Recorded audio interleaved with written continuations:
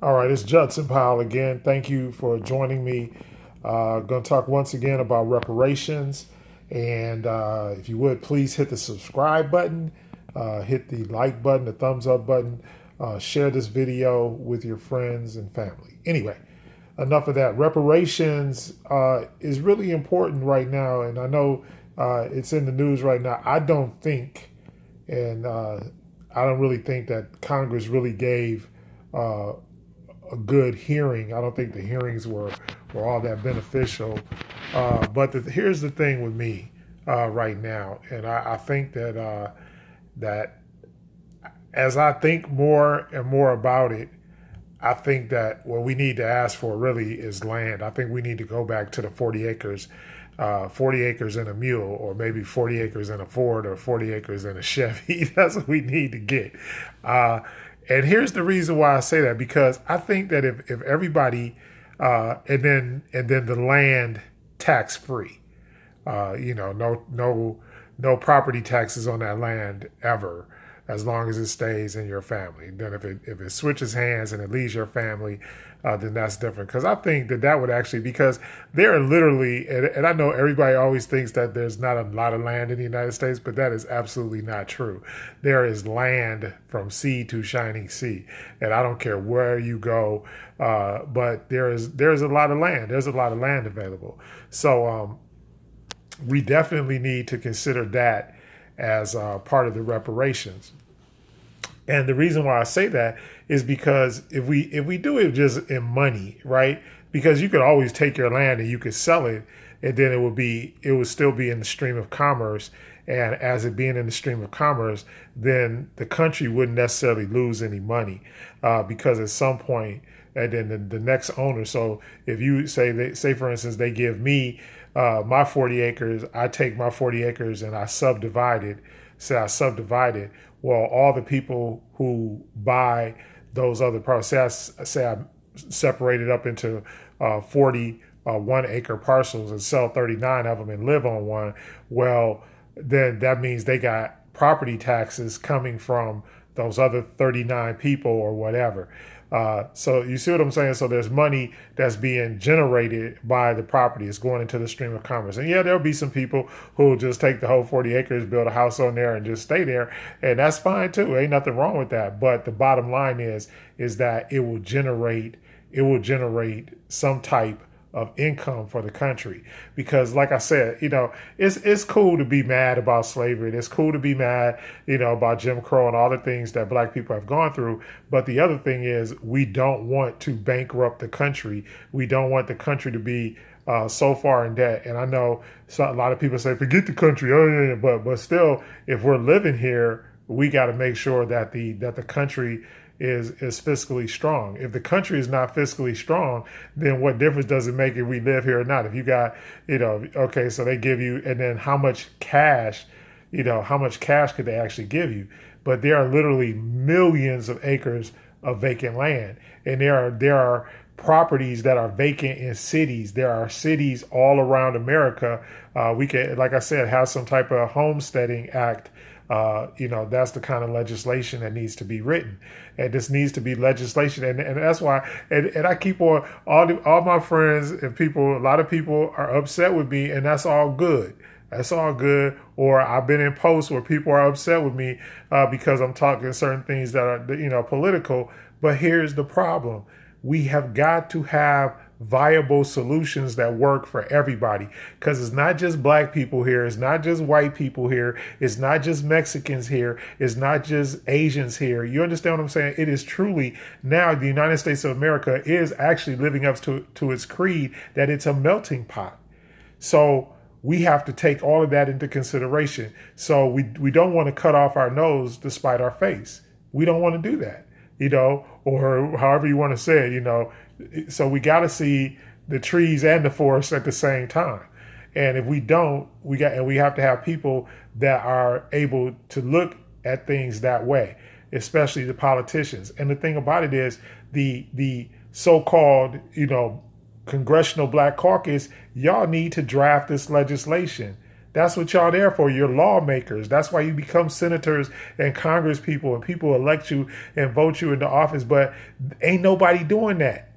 That's what I'm saying. Start doing something. Just like, I was in a kind of sort of debate, about Kamala Harris. It's like, look, if you're a senator, then legislate, do some stuff, write laws, do your job.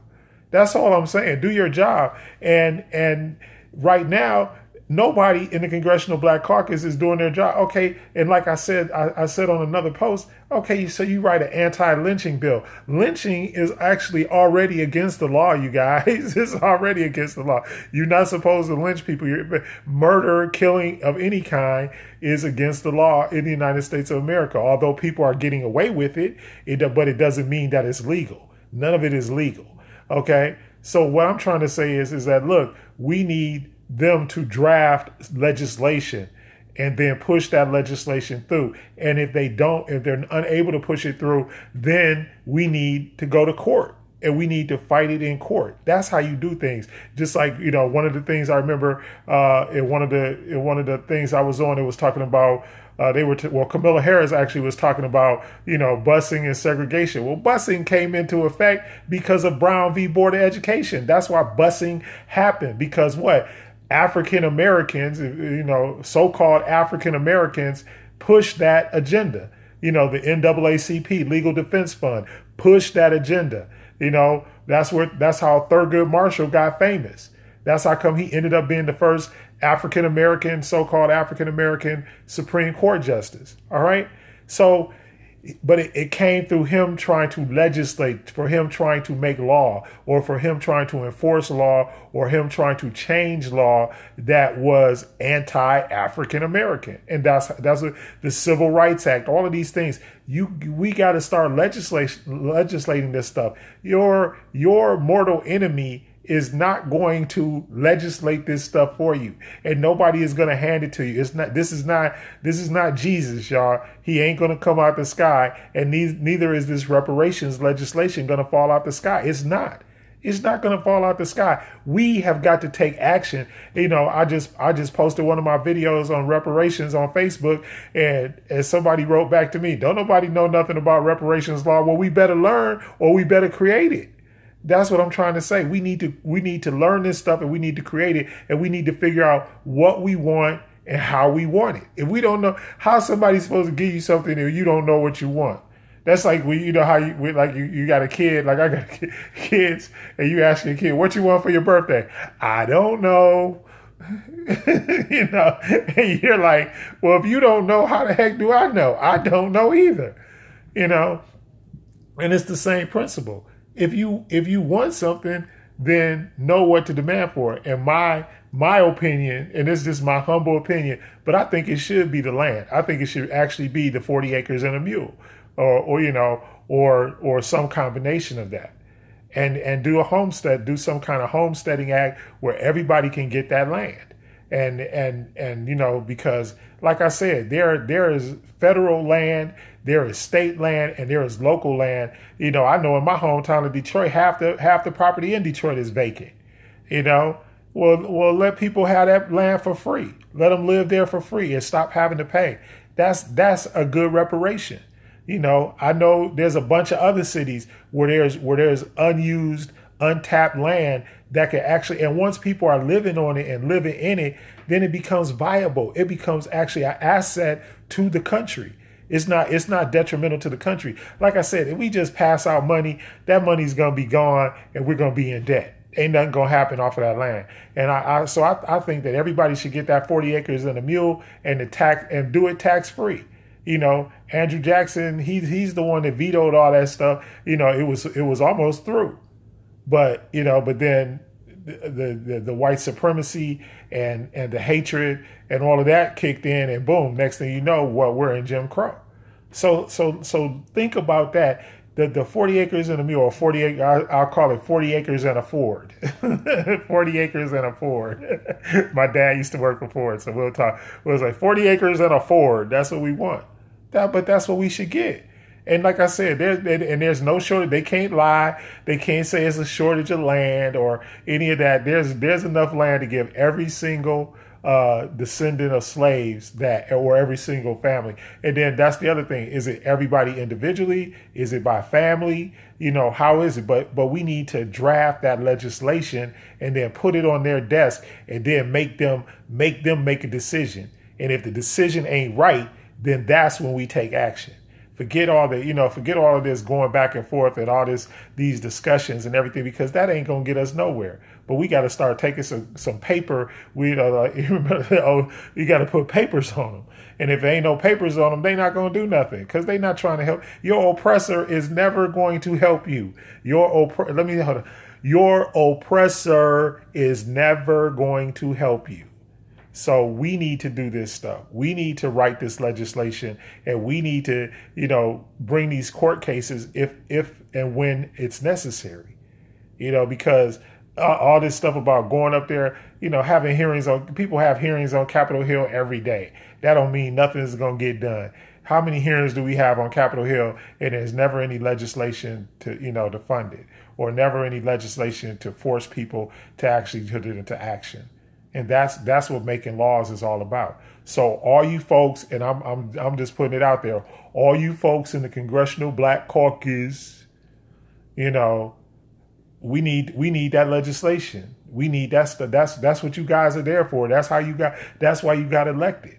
You are senators and Congress people. You are the lawmaking, the legislative, the lawmaking branch of the government.